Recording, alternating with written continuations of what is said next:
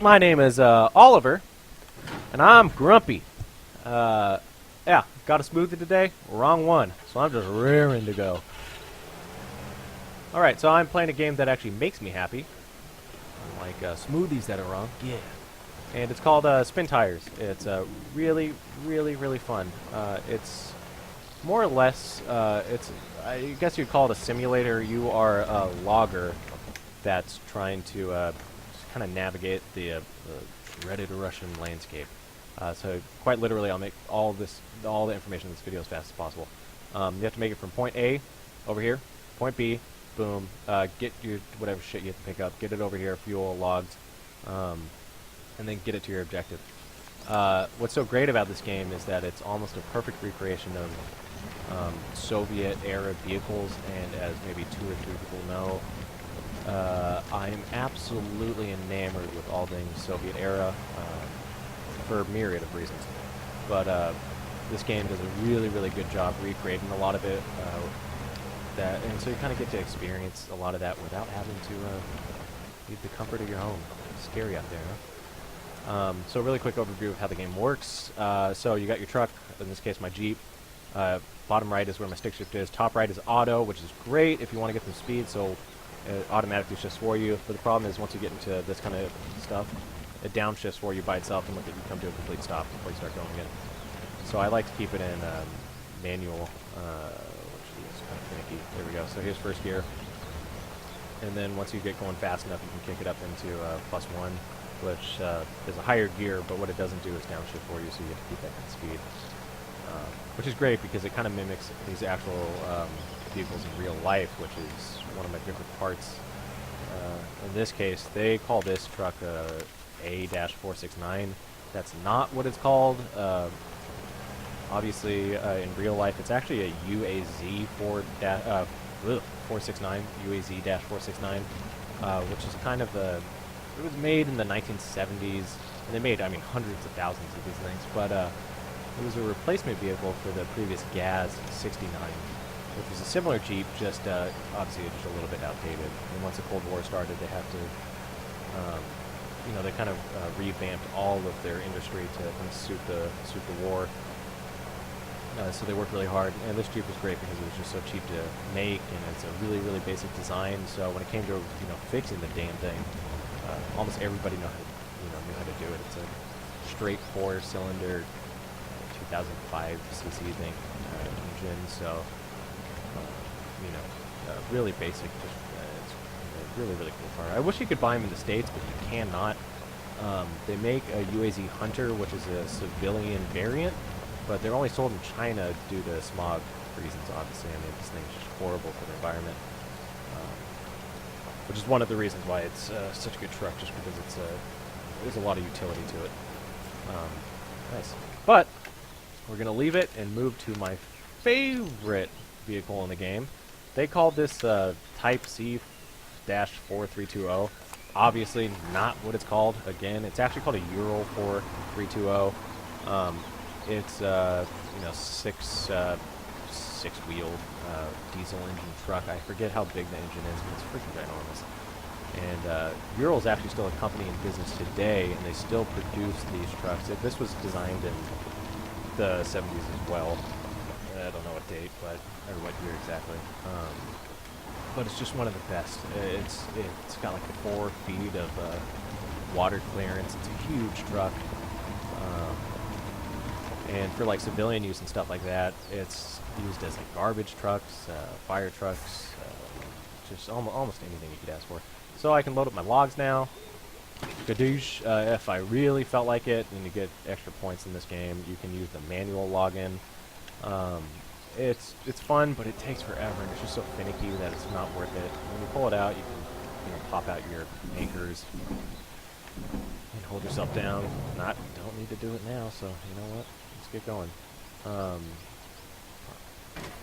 yeah, still in production today. Obviously, it's a little bit different in the sense of it's newer parts, but it's the exact same design, which is so cool about it. If it ain't broke, don't fix it. And the Russians certainly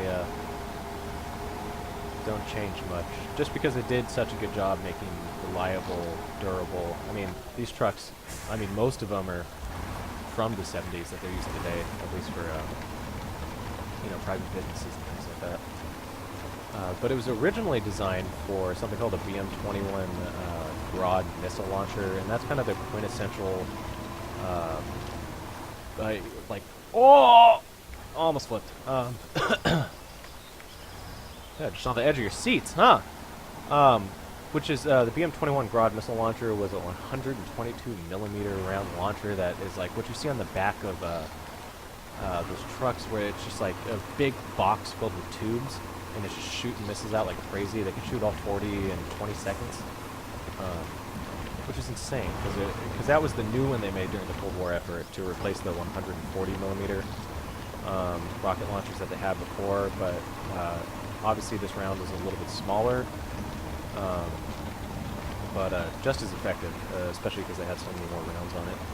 And 40mm isn't that different when it comes to you know, warheads and stuff like that. They could outfit the rockets on the BM-21 with, you know, chemical warheads, pretty much whatever you wanted, incendiary rounds. So that's pretty cool. So over to the left, I can go get some fuel where that big tank is. Don't need to go this way. So I have to hook a left over here. And so I like it just because they called it the Grad, because Grad means hail in Russian. Because it quite literally would hail down on you. Not to be confused, obviously, with Stalingrad or Leningrad, which places, or used to be places. Grad in that case means city. So don't get them confused. Awesome. There you go. Love this truck. Speaking of Stalingrad, that was one of the worst battles ever fought. I think it was something like 1 million Soviet soldiers died, which is absurd. I mean, this battle took place over like 9 months, maybe, just because Stalingrad was such a large area or territory, where the Germans invaded, and then the Soviets came in to try to pull them out, because this is kind of a... Oh, I got a phone call! Not from a girl. Alright, don't care. 1 million Soviet soldiers died, and that's in comparison to the most losses in the war in the history of America in ever was 620, and that was the Civil War. So I just gotta fucking book it across here. Oh Christ! So the physics in this game are great because the river water actually works. No. Cool. Was 620,000 in the Civil War, and most of those people died from diarrhea and gangrene, as opposed to actually, you know, human contact. So Stalingrad was not a good look, but the Germans certainly would have gotten a better handhold on Eastern Europe if the Russians didn't come in, and we did not fight much in that battle. It didn't help much. We still didn't like Stalin, even though he was on our side. He was part of the Allies. So this is half of the game. It's, like I said, not a romantic game. It's just a grueling, long game, pain in the butt. But they got a lot of cool things. What's also interesting about, while I maneuver this, along with the story, Stalingrad, the way they got the Germans out was they used a tactic called the encirclement. And the coolest part about it was they copied or kind of mimicked exactly what Hannibal did to Aemilius Paulus in 216 BC, something like that. Aemilius Paulus was head of the Roman, like, big Roman tactician and general, and Hannibal was with his. So, and Hannibal won something like 5-to-1 ratio of people. So Hannibal had a lot fewer numbers, but still defeated him, Aemilius Paulus. The trees in the way. And the irony is, they used that exact formation that Hannibal did. You can look it up online. It's kind of cool. And the tactician on the German side, who was the general at the time, his name was Frederick Paulus. So I don't know. It's funny how history works like that. Same last name, same thing. I can't imagine they chose to do that because of the last names. That doesn't seem like a good excuse. So I'm hoping it was just coincidence, and a cool one at that. So, this is where this little silly arm thing might come in handy. No trucker would actually use this. If I can actually get it to touch the ground, because I am at an angle.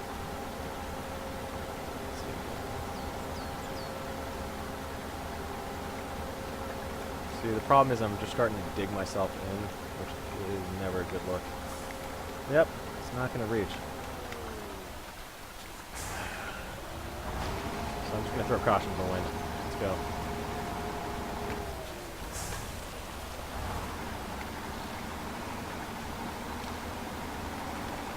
Yeah. Call the press. It's happening.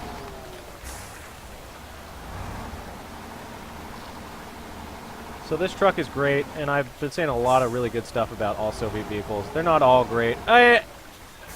Some in this game are just dog. This one in this case is a lot better, and this game is randomly generated, so they'll stick you with shit trucks. Oh! And that's no fun. See, the problem is these physics. The river is pushing me. It's slowing down my traction. Oh, this is absurd.